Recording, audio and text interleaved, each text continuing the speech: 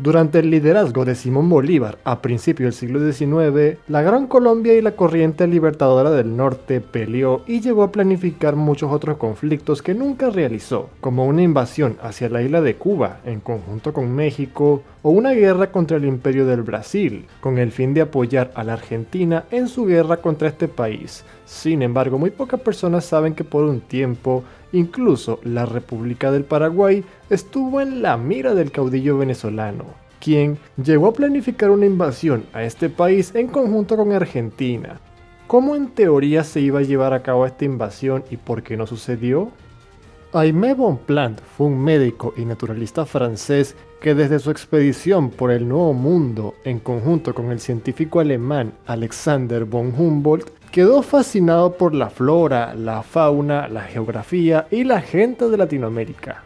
En 1816, Bonpland regresó por segunda vez a Latinoamérica, más específicamente a la Argentina, en ese momento llamado el Río de la Plata, y colaboró con la causa independentista de este país. Bonpland tuvo la oportunidad de conocer y entablar amistad con muchos personajes importantes de esta región, entre ellos al venezolano Simón Bolívar. Mientras tanto, solo unos pocos kilómetros al norte, la provincia del Paraguay estaba siendo gobernada por el dictador José Gaspar Rodríguez de Francia, quien mantenía el Paraguay totalmente cerrado y aislado. Argentina reclamaba a Paraguay como parte de su país, pero todos sus intentos por tomar por la fuerza este territorio fracasaron. Con el tiempo, Aimé Bonpland se trasladó a Corrientes, una provincia argentina muy cercana a Paraguay, y comenzó, en conjunto con el gobierno local, un proyecto para sembrar masivamente yerba mate y convertir a esta provincia en una gran productora de esta planta. Paraguay, quien prácticamente tenía un monopolio de la yerba mate, se molestó mucho al enterarse de esto, por lo que llevó a cabo una sigilosa expedición para secuestrar a Bonpland y traerlo a Paraguay.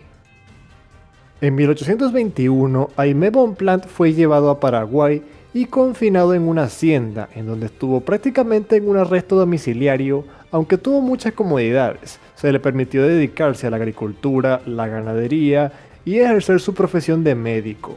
Bonpland aprendió a hablar guaraní, una lengua indígena muy hablada en Paraguay, y logró adaptarse a la cultura paraguaya. A pesar de esto, como Paraguay era un país muy aislado, fuera de este país no se sabía mucho cómo se encontraba Bonpland.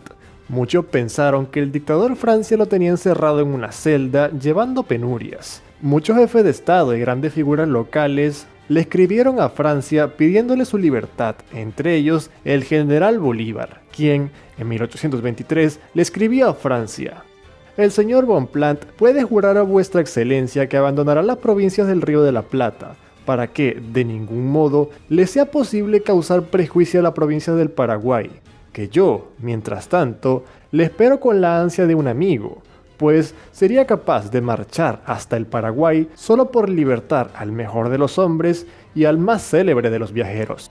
El dictador Francia simplemente ignoró esta carta. 2 años duró la planificación de esta invasión.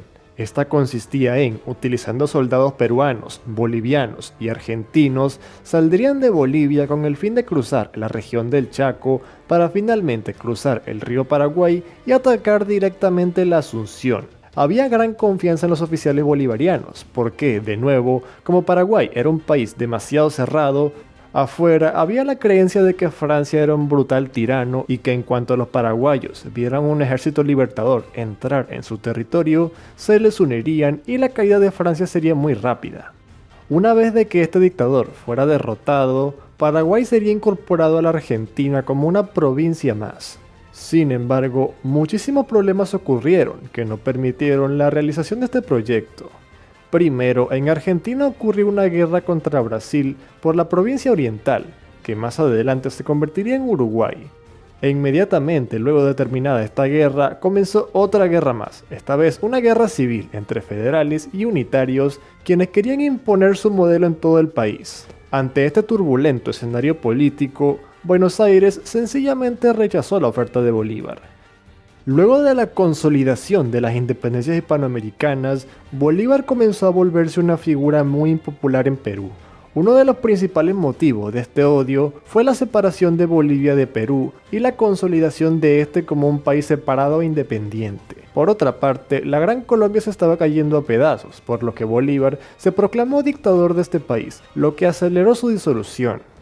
Como si todo esto no fuera suficiente, al final, los antibolivarianos tomaron el poder en Perú, invadieron Bolivia y expulsaron a los venezolanos de allí, eliminando efectivamente toda la influencia de Bolívar sobre Perú y Bolivia. Al final Perú incluso le declaró la guerra a la Gran Colombia y ocurrió la Guerra Gran Colombo-Peruana. En solo un par de años, Bolívar pasó de ser el hombre más poderoso de Sudamérica a ver su influencia reducida únicamente a un pequeño territorio. Con esto, las ambiciones venezolanas de marchar sobre Paraguay se desvanecieron para siempre. Es importante mencionar que, en 1829, Aimé Bonpland fue liberado de su prisión en Paraguay y regresó a la Argentina, en donde pasó sus últimos años. Nunca guardó resentimiento hacia los paraguayos, todo lo contrario. Decía que el pueblo paraguayo era muy dulce y amigable, y tuvo muy buenos recuerdos de Paraguay. Si el video te gustó, por favor, dale like y suscríbete. Comparte este video con tus amigos y hasta la próxima.